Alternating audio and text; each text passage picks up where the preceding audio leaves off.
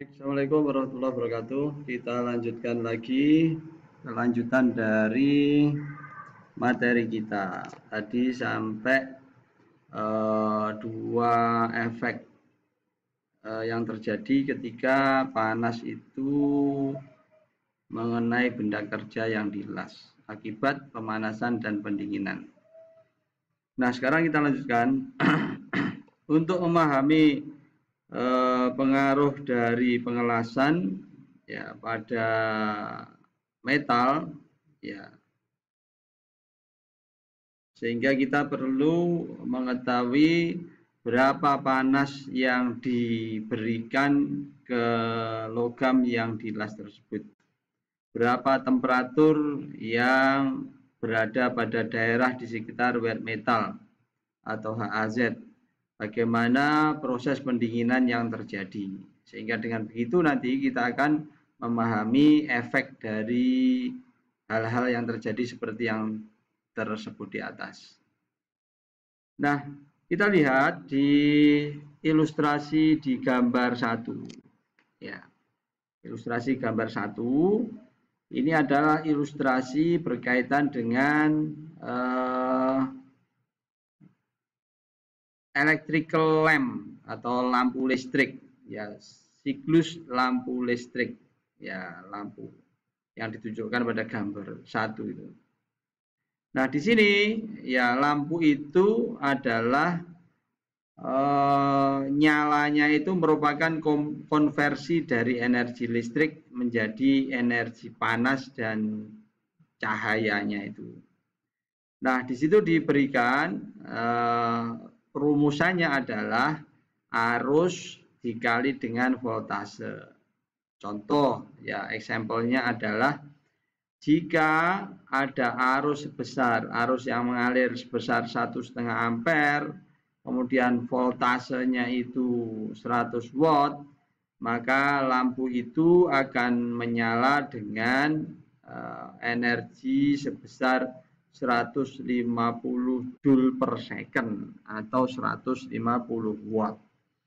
Sehingga formulasinya adalah watt itu adalah ampere dikalikan dengan volt atau I dikalikan E, itu sama dengan watt ya. Itu ya, itu untuk energi lampu. Sekarang bagaimana penerapannya di proses pengelasan? Similar manner, an electrical arc convert electric energy into heat and light, and the rate is calculated in the same way. Figur 2. Dengan cara yang sama kita bisa melakukan perhitungan mengkalkulasi panas yang terjadi.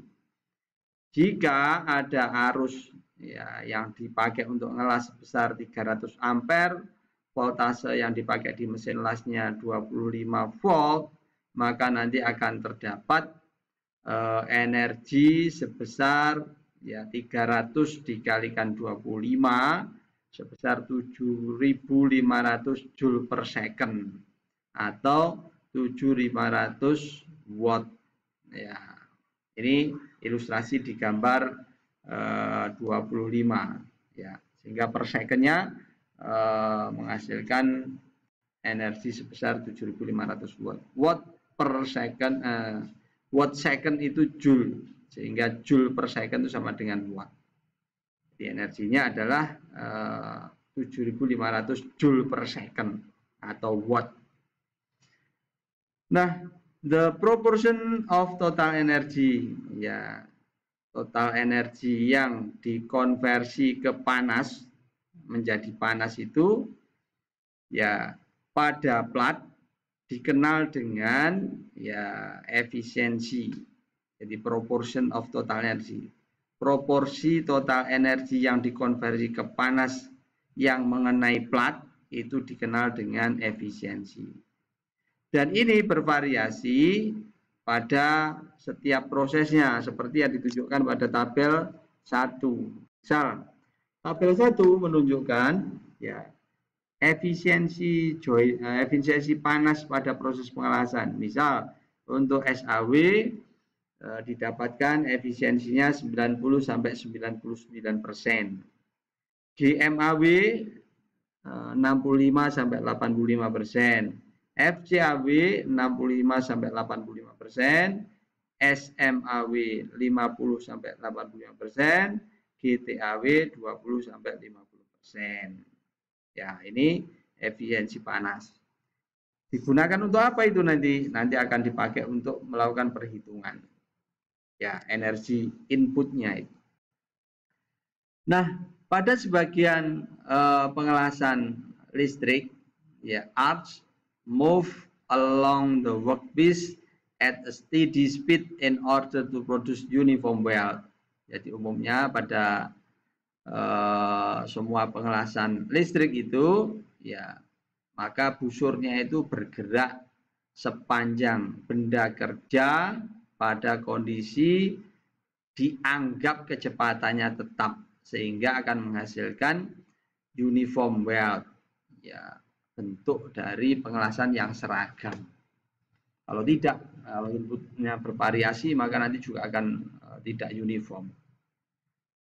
Pada keadaan ini, ya, very important parameter adalah energi input per unit length of weld. Ya, yang penting adalah energi inputnya per satuan panjang dari las. Ya. Sebagaimana contoh yang ada di gambar 2 tadi, ya, is moving at speed of 5 mm per second, sehingga total energi per secondnya adalah 7.500 joule, sehingga energi per unit length of weld-nya bisa dirumuskan energi inputnya sama dengan 7.500 dibagi 5 atau 1.500 joule per milimeter atau 1,5 kilojoule, ya, per milimeter. Sehingga energi input itu adalah besarnya sama dengan V dikali I atau E dikali I dibagi dengan S. S-nya itu apa? S itu adalah kecepatan pengelasan, satuan panjang per second. Ya. Sehingga nanti akan keluar berapa energi inputnya adalah sekian joule per milimeter. Ya, jika speed yang diukur dalam milimeter per menit, nah, maka kalkulasi energi inputnya adalah E kali I dikalikan 60 dibagi speednya milimeter per menit kalikan 1000. Sehingga nanti satuannya adalah kilojoule per milimeter. Itu kalau dalam menit satuannya. Ya. Nah, when imperial unit are used, ya, energi input, ya, misalkan di sini volt dikalikan ampere, speednya dalam in per minute, ya, nanti bisa dirubah dalam kilojoule per in. Pokoknya satuannya adalah berapa joule per satuan panjang, bisa dalam milimeter, bisa dalam in, dan seterusnya. Nah, to obtain the true heat input, ya, ini catatannya true heat input. This would have to be multiplied by the efficiency of process. Jadi kalau mau menghitung untuk mendapatkan nilai heat input atau energi input yang benar, yang betul, yang asli itu, maka harus dikalikan dengan efisiensinya. Perhatikan ini, ya, harus dikalikan dengan efisiensinya.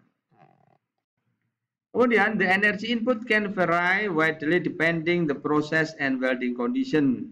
Some typical value are given in tabel 2. Jadi energi input itu sangat bervariasi, tergantung prosesnya, welding kondisi, dan beberapa typical value yang disebutkan di tabel 2. Tabel 2-nya seperti ini.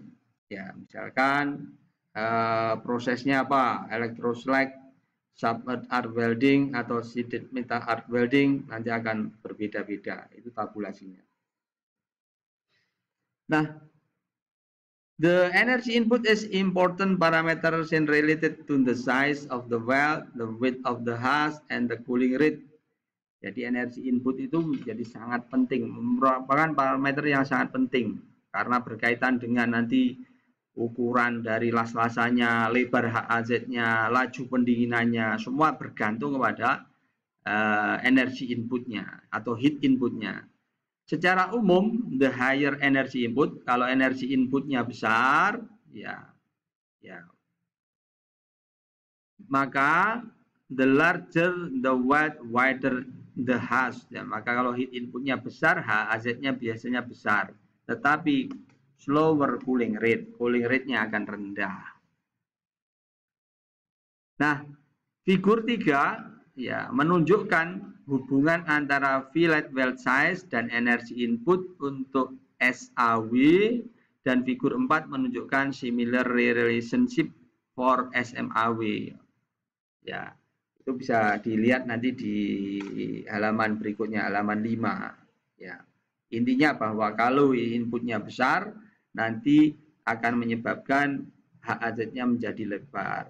Kalau lebar, maka nanti heat input yang besar itu akan menyebabkan terjadinya cooling rate yang rendah.